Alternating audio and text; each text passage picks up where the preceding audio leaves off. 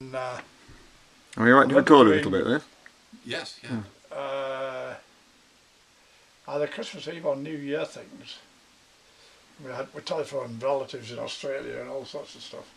Yeah, if you get a photograph of me sat in the chair with you. Yes, certainly. Yeah.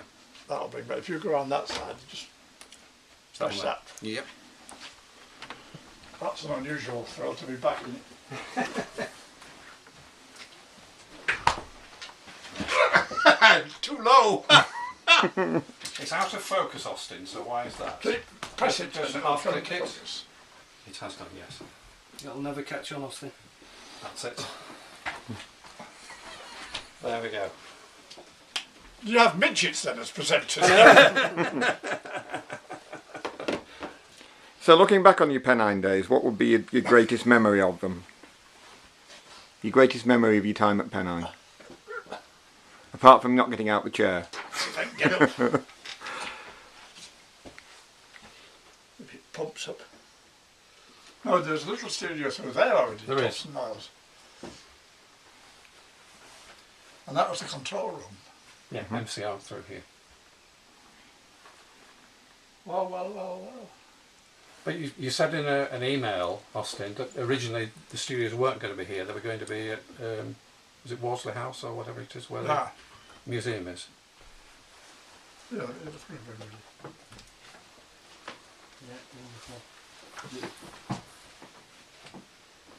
good. Right, starts out of focus, then it focuses. 1, 2.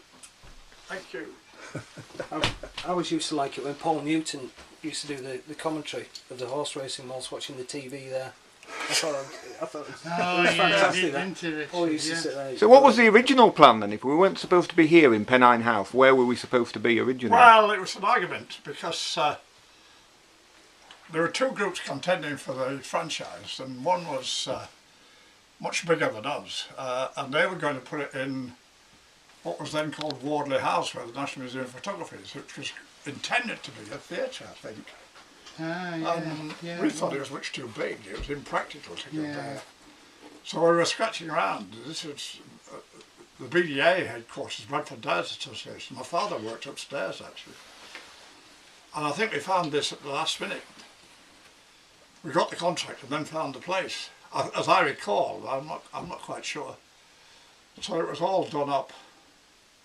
It had a back entrance as well, I think. It's still one. Out to the courtyard, yeah. Yeah. So how much of a scramble was it getting ready for day one? Well, it was terrible scramble because we went round recruiting DJs, technical staff recruited themselves, and our job was to recruit the new staff and the presenters. We went round and held auditions. We went down to Capital Radio to find out how it was done. Steve White and I went on a tour of Canada to see how commercial radio worked there. And at the end of the day, everybody sent tapes in, and we auditioned these tapes for a couple of days. I remember listening to Peter Levy, who'd got a very kind of smooth actor's voice. And I said, oh, that's too southern. And then they said, no, we must have him. That's my wife. So we finished up with Peter Levy, and then there was Julius K. Scragg. And I liked him because he was insane. All over the place. He was terrifically energetic. I think he went on to the Radio Sheffield, BBC Radio Sheffield after that. And the others all fell into place to Steve. Stuart Francis. Yes, Merrick. Steve Merrick. Stuart Francis. And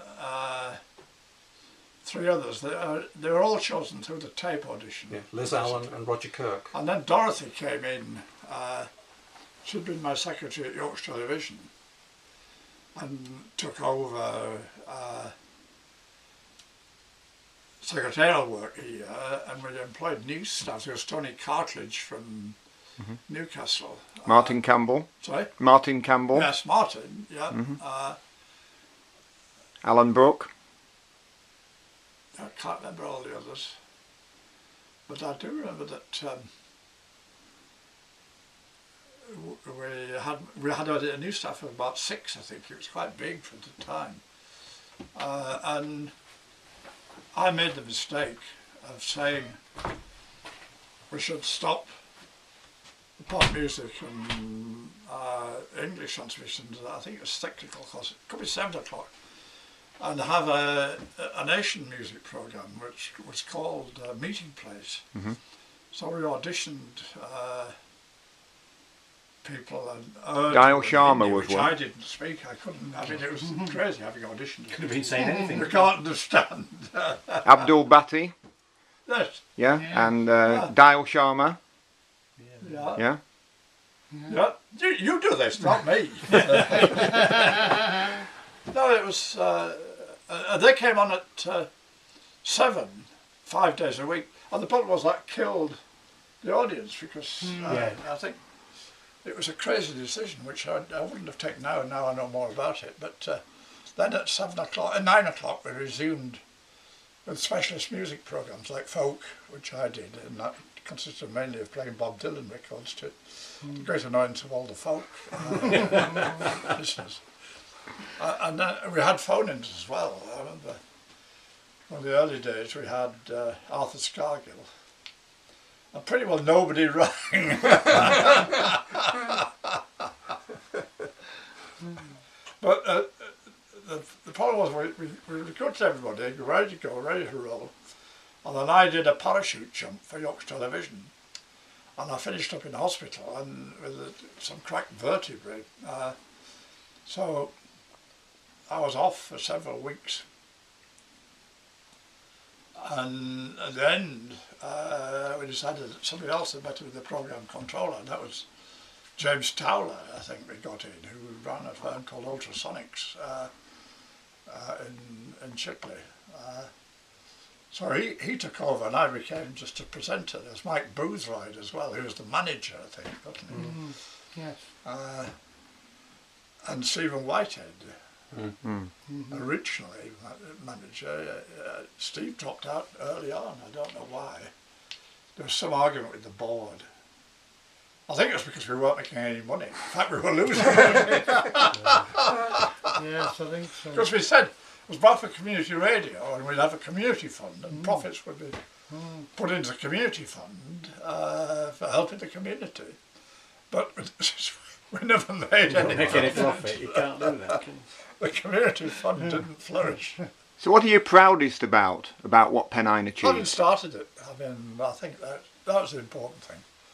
Because we started it under a wholly different set of attitudes. It was supposed to be community radio, it's supposed to be local radio, it's supposed to be local news. And it was, that's what we set out to do. But gradually, because it wasn't making any money, the imperative became to reduce the numbers of staff and to go pop and to drop the Asian programmes. So it became more of a pop music station, although we still had, I think, more talk than most. So I think everybody connected with it could be proud of it because it survived. That was the thing. What would you have done differently, looking back? What would you have done differently? I think got more expert advice at the start and be more commercial at the start. I think the presenters were good. We had very good presenters. I can't think of much, but it would have been more pop, more commercial, and I think less of the Asian programming. That would have been the recipe for salvation. It gradually began to make money, and then of course it became ripe for takeover. Yeah. So if you had a message to the staff who can't be here today? Well, they were great days. I wish we could start over again and do it better and make no mistakes this time, but we had fun and that was the important thing. It was a marvellous station, even if it didn't make any money. So shareholders, Forget that. Yeah, we did great.